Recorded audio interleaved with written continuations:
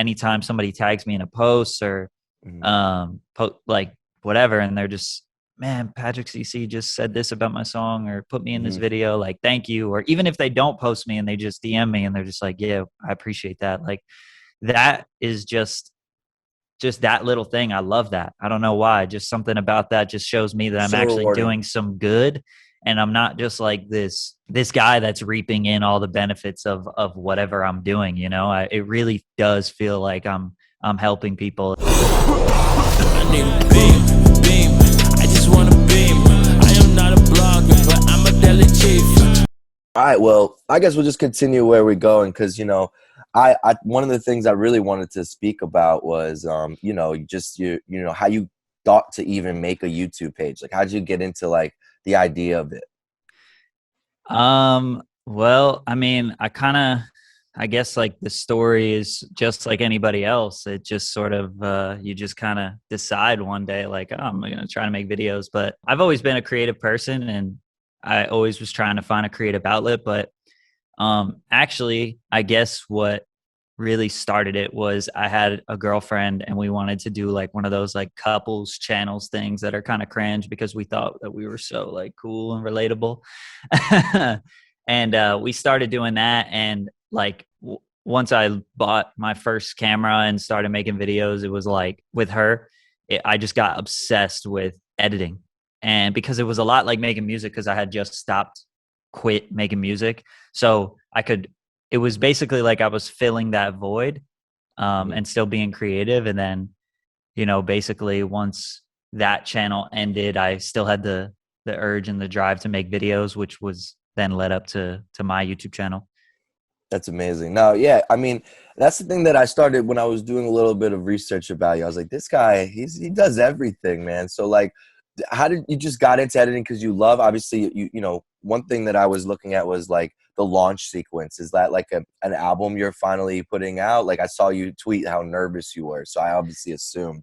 I tried to check Yeah. it out, but it's like a pre-save link and it wouldn't let me. So Yeah, so basically I'm doing like a DJ Khaled style album where I essentially bring a bunch of people together, um and make basically a compilation sort of album where we're all collabing, and I'm the executive producer of the vision, and I'm not performing on the album. I'm not a producer. I'm not a songwriter or anything. I mean, I've had input there, but kind of like what DJ Khaled or Taz Taylor does. They're not necessarily hands on, but they just sort of guide the project, and they're the glue, that puts it all together. I did that similarly with Red Bull.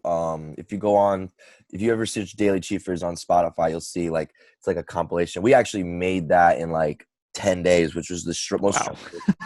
Yeah, that was the most stressful thing in my life. You think, oh, making 10 songs in 10 days sounds easy, but it's actually pretty hard when you have making it from scratch. Like, we made all the beats from scratch. We made everything. It was just Wow. in a crazy thing. But nah, yeah, that's something Chiefers, that's something I always wanted to do. We've done it before with like mixtapes and stuff. Like, I've never put it on Spotify. Do you love like the curation process? That's one of my favorite things. Like, even though you're not involved with the music part of it, I think just putting together an album, like DJ Scheme did the same thing. I think Scheme is doing it just similarly. His was dope. His was insane. I think both Internet Money and DJ Scheme show like the new internet world like can be just as big as DJ Khaled or someone like yourself. Like, I will not be surprised if some of your later stuff gets onto Billboard and is way bigger than anybody expected, because I just don't think people understand the power of the internet and just good music. And I think you have proven, with your track record, to know great upcoming music, and that's kind of the knack of it. You're kind of like your own A&R, you know what I mean? So For sure. do you ever like think of pursuing things inside of music, like actually business wise, or just gonna keep building and doing it kind of through your own network? Well, I think that I thought about being like a manager for a little while, but I don't think that that's the route for me, because I have a manager. I have things that I need to manage, and I definitely can't be on some day-to-day shit with anybody. I just got too much going on. So I think this album is really the first step for me to do like real music business stuff. Like, if it is successful, then I think that people, whether it's labels or, you know, real music industry people, whatever, will be like, damn, man, this kid actually has something, you know, good going for him that other people in the music industry can benefit off of or collaborate with or whatever. So, you know, a lot of people just look at me as just a YouTuber for right now, and that's fine. And I'm hoping that this project will, you know, put me on the map a little bit in the music industry. I guess if I haven't already, but Yeah. Well, honestly, just to say this, I think anyone that thinks you're just a YouTuber doesn't know much about you.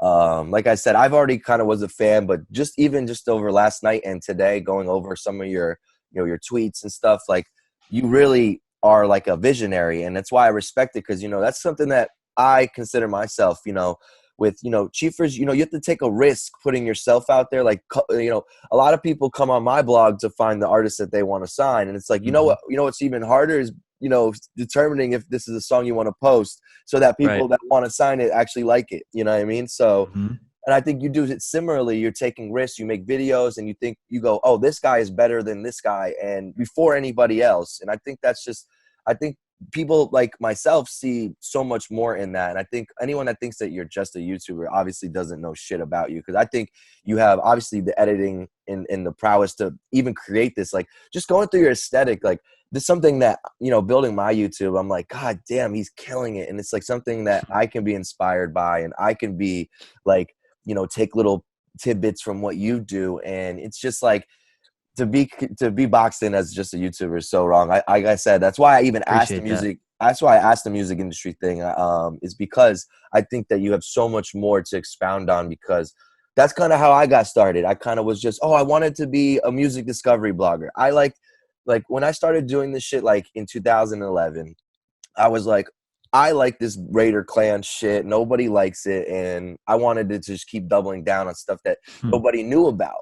And that's just the kind of the thing that I like. And I think that people kind of were sleeping on the vision. And I think that, like I said, you have a true vision, and I respect it. And I think that you could do whatever you want. That's why I asked it just in general, because you know, what are your goals? Like, you know, do you still want to keep doing this? I see you have multiple pages. So I know that you're like, you got this huge plan, a part of everything. So like, can you speak on that? Like, what's your goals like for everything? So I appreciate that, by the way.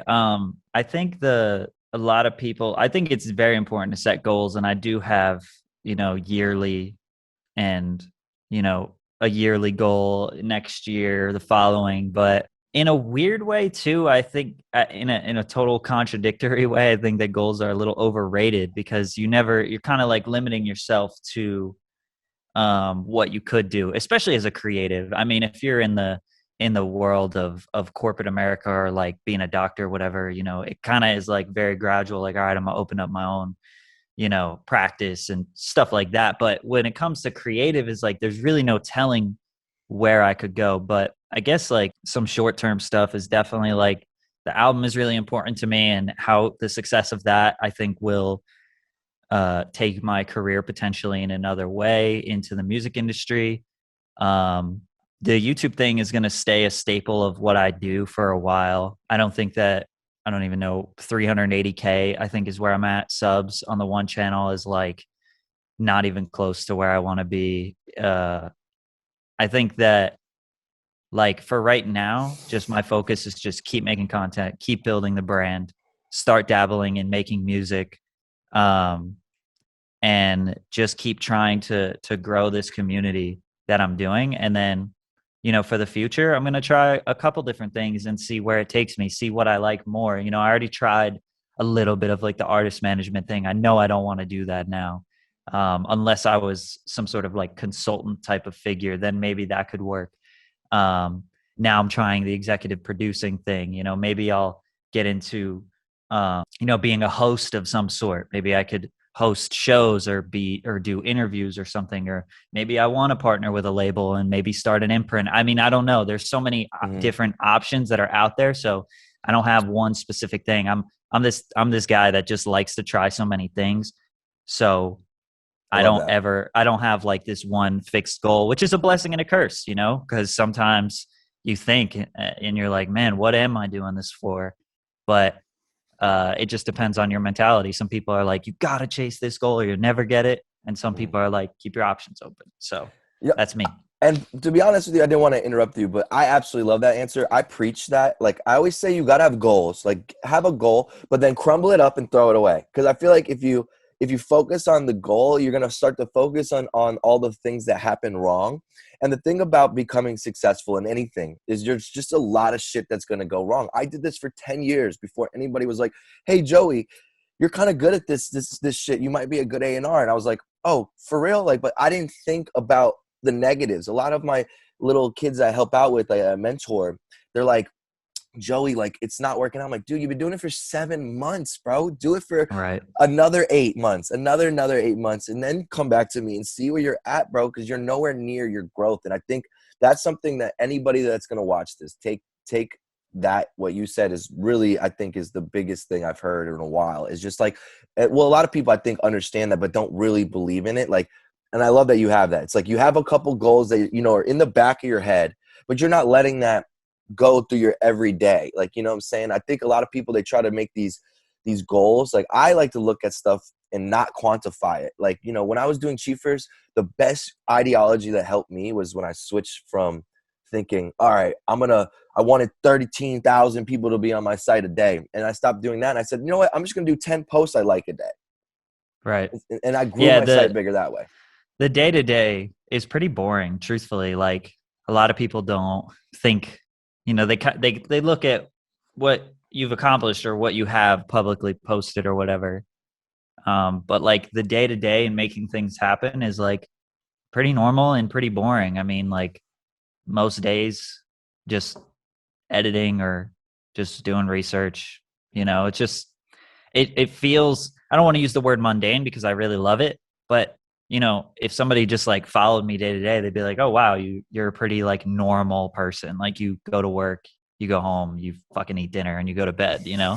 But like, yeah, I mean the everyday shit is that grind that you need to do.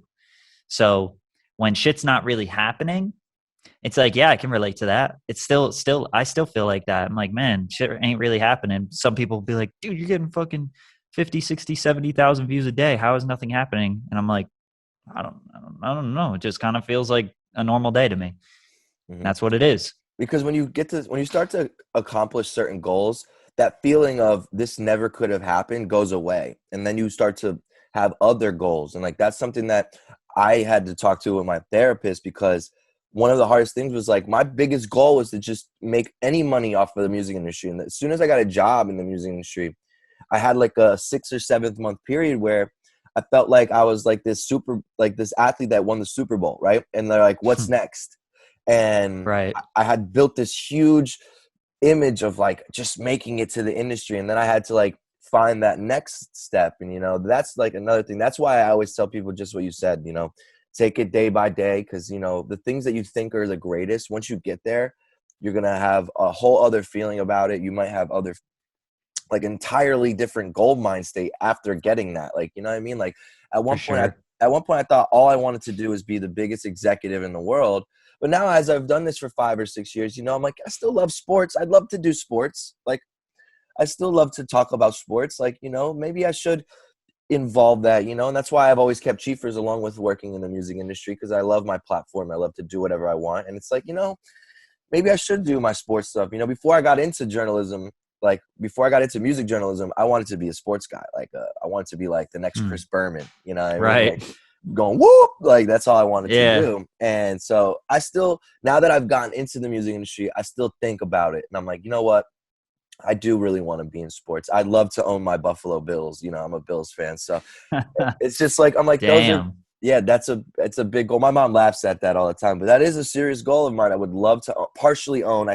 That's what my goal is, like partially own, be involved with some stuff, but that's long down the road. But like, back to the goals thing, I'm throwing it in the back of the head and just doing what I can do every day to kind of just get better, and I preach that too. Become a better person and you'll do better in life.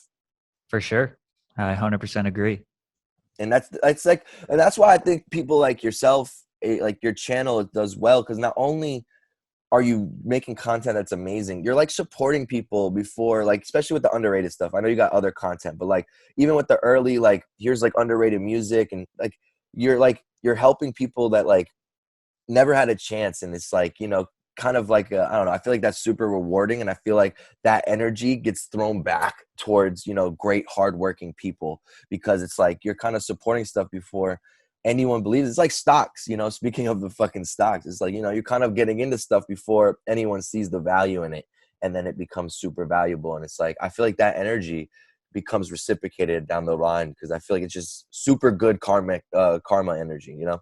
Yeah, I mean, I think like one of my favorite things for sure is when people just are excited or grateful or whatever that I shouted them out or supported them or did whatever. Like that's always been something that's super valuable to me, because I just remember whenever I wanted to do anything creative or really anything, I had a tough time getting support from people, or just getting any people say like, you know, I'm gonna help you out, or I'm gonna give you this, or I'm gonna potentially give you a platform.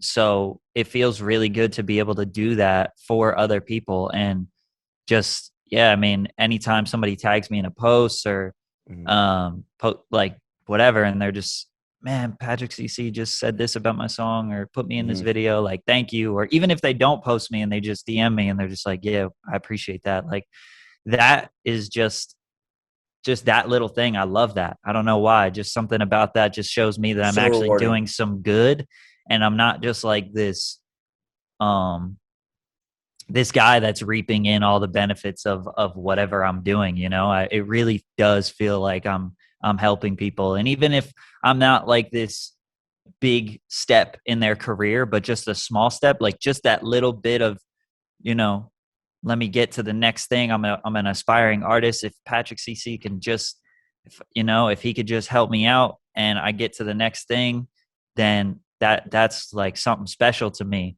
Mm-hmm. And yeah, man, people send me videos of them showing my videos to their parents because I talked about their song. I remember the first time that happened, I was like, that's so weird, but that's so awesome. Like, I can't Mm-hmm. even imagine these people's parents are probably like, I don't know what they think. They might be like, who cares about this guy? Or they might think like, wow, you're really doing stuff. Like people care. So Mm-hmm. if I can give that satisfaction to other people, man, that's fucking great. Yeah, it's super rewarding, and I already know, like, you've already stopped someone from quitting their career. I know there's probably somebody that was like, fuck music, and then you get that Patrick CC post and you're like, oh man, like I'm still in it, you know. And I think that's one of the most rewarding things that I've done in blogging too. And mind you, your fans, I feel like, are like that too, because I remember you posted something about how, you know, you mentioned Chiefers, and I got like 5 DMs that day, like, oh, Patrick CC posted your stuff, and I was just like, oh shit. So like, you know, it's definitely rewarding, you know, because like I said, you know, your cosign means a lot, I think, to people, because you put a lot of thought into it, and I think that's, you know, something important, you know. And like I said, that's why I respect it, because I think it's something similar that I try to provide with the website that I, you know, run. And it's just like, for me, it's just a beautiful thing. And I think that's why it's rewarding. You know, I never charge for posts, because, you know, at the end of the day, that is the biggest thing. If you charge for posts, you don't get those reactions. People think of Right. it as like this business like transaction. It's like, it's not that, man. It's like, There's I don't still a know. lot of people that think that, well, I don't know about a lot, but I still get a comment every now and again that are like, this is all just paid promotion. And I'm Yeah. just like, all right, you've convinced yourself that that's it. So I'm not going to sit here and, convince you. But it's funny you said, like, I put a lot of thought into it, and I do, and I don't at the same time. Like, I put a lot of thought. I put as much thought as any other like person listening to music. You like it or you don't. And I just put on stuff that I like, or even if I don't like it, but I think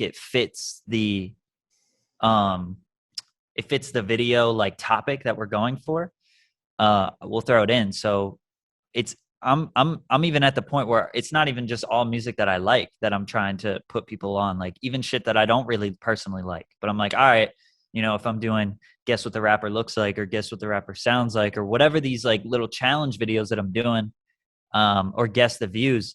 I don't even have to like the song. It just has to fit the needs of the video. Mm-hmm. So even if I don't particularly like your music, you could still end up in one of my videos or benefit from my platform. And I think that's what makes it sort of this beast, this like unbiased kind of beast, because a lot of it is stuff that I like and it's just my personal taste, but I'll even throw in shit that, I Doesn't don't, make sense. yeah, it just makes sense. So that's why I think like that's what separates Mm. potentially me from somebody else, I guess, that does it. Yeah. And yeah, And it's something that I don't think other people do.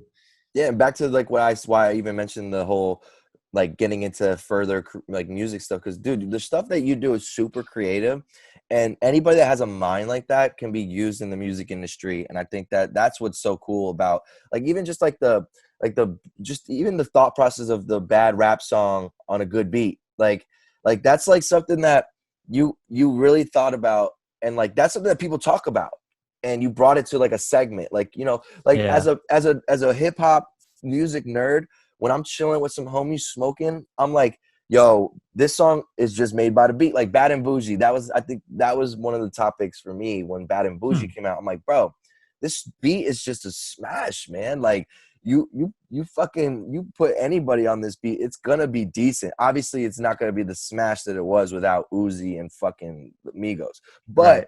that record, if anyone gets a hold of that, I think that's going to be a decent record for somebody. You know what I mean? Yeah, It's people something really I'm love saying. that series. I don't even really like it that much anymore. I just do it because people like it. But Mhm. I mean, the reason why I don't like it is because it's kind of like clickbait, you know? I mean, I understand that the title and the thumbnail benefit, like I benefit from that because people think like, oh my God, this guy has my favorite rapper on the thumbnail. He's going to say that he's trash. I'm going to go leave a hate comment. And then they click on the video and find that that's not true. Um, so, but at the same time, the video series wouldn't be that big if I didn't name it that. So it's kind of Mhm. a double-edged sword with YouTube. Um, I like the game, like I like the video idea, but I just the title is just like They're so you know creative. none of the songs are bad. Like bad is so subjective, um, but you know I just think it's that's the creative. I mean, cost. even like the Guess the Rapper, I always think about it as like, remember the Pokemon at the end? Like, who's that Pokemon? You know what I'm saying? Like, Right. I love it. Just reminds me of that in music form. It's so fun to watch. Yeah. Yeah. It's like a little game show. Yeah, no, that's why when you said host, that's why I was saying you have a myriad of things that you could do, and it's whatever your mind wants to take you. Like that's I think is what's so cool about your channel, and it's just like because there's a lot of channels I fuck with. I'm not gonna lie, I love YouTube. I'm on it all day, but you're one of my favorites because it's like you don't ever get that like monotonacy. You know what I'm saying? Where it's like, oh, it's just the same shit. It's just underrated videos or this and Mhm. that or Yeah, just it's like good and bad. That's a good and bad trait about my channel. That's really why I started the second channel because I was doing so much different stuff that a lot people do like, but I think more people like stuff that they are familiar with rather than random stuff. So I don't think I really said that the right way, but I feel like I made so many different kinds of videos on my channel, and I always thought that that was good, you know, because it keeps the viewer interested. You never know what I'm going to post next. But what I've learned about YouTube is people love when they kind of know what's going to happen next. Like it's kind of like a TV show. You kind of know what you're getting into the next time, and that's what makes you excited. Whereas when you have no idea what's going to happen next week or what's going to be the next upload, you're kind of like, you know, a lot of people don't like that. A lot of people like repetition and familiarity a lot more than they'd like to admit. mhm. So like when I throw out like this new video style or this new game or whatever, they won't click on it because they don't know what it is and they don't want to commit. And it's funny because it sounds silly because it's like, dude, it's just a YouTube video, but that's really how it is. They're like, man, I know Patrick, but I don't even know what he's about to do in this video. I'm gonna just skip it and wait for the next thing that he does that I think I might like. And I started the second channel because all of those like guess the games and stuff like that were starting to underperform on the main channel. And the main channel was uh people Bigger. wanted like deeper, more thought out videos. So I was like, okay, I'm gonna put all like the games and the guess the rappers and the bad rap songs with great beats, all those on the second channel. Mhm. So you'll know that that second channel is just going to be like games, fun videos, and you never really know. And I'm trying to get the main channel to be a little bit more predictable, a little bit more like only going for bangers, like only going for viral videos, if you will, only going for big ideas. Um, ever since I did that, it's worked. It's done pretty good. I mean, it's not where I want it to be, but we're getting there. Dude, that was one of the most smartest things I've ever heard. I mean, I love like the way that you even thought about it like that as like a TV show. I never thought of it. I never thought about it in that world. Like, you know, like you're right. There is like a sort of like, especially with a YouTube channel, it is like their like favorite network, if you will. So it's like, you're right. I think that the whole you don't see like if you're watching your favorite show, they're not gonna just like, if you're watching like Brooklyn Nine-Nine, I love Brooklyn Nine-Nine lately. Like you're not gonna just in the halfway through the season be like, all right, we're doing a reality TV show this episode. You know what I'm saying? And it's like, what? No, I wanted to see what the next episode was. That's exactly right. Yeah, I never thought about that way. That was super genius. And now I see even more so why you're so good at doing what you do, man. Because like you understand not only what you want to do, but it's like what I preach to people in music discovery. You got to know when it's an onion and when it's a tomato. And what I mean by that is like, if you love onions and you don't like tomatoes, your favorite meal, like, you know, you got to understand like, oh, I love onions. It's gonna like, that's the food I love. But also understand that like, yo, tomatoes are a necessary thing in the food sphere. No matter how much you hate tomatoes, there's a people that are going to go to sleep eating tomatoes. You know what I'm saying? So you got to like understand that notion. And I think you do, where it's like, yo, I want to do stuff for myself, aka the onion, but there are people that need to understand the tomato side of it. And even though I don't like that, I know people like that, and I need to understand that. And I think that's something that just broke my mind, just thinking about how, you know, just even thinking of like your channel as a episode is a really, I think, futuristic idea. Yeah, and it even goes deeper. Like I have this series where it's the Curious Case, and basically I started with Corpse Husband because he was like blowing up on YouTube or whatever. Saw that was a good idea. Then I did Mario Judah, and obviously we all know that went up because of him. And then I did Snot after, because Snot's like a long-term sort of legend in the underground scene, and all those videos were like and he had just had his first Lyrical Lemonade video at that point too. So like 3 in a row, 3 videos. The first one did 1.5 million, then like 600K, then 500K. So did really good views, right? And that people love the series. They love the way I was doing it. They love everything about it, right? So I did 2 more. I did one on Drewski and Lil Darky. Both of those did good views, right? So people are like all in. I did 5 videos that are essentially the exact same in the way that I structured it, the way that I delivered it, the way that I edited it, almost all exactly the same, right? They're familiar. So when they see Patrick CC and they see the Curious Case, they know exactly what they're getting into, right? Mm-hmm. So I had 5 that did really good, right? And then I did one on Tizo Touchdown.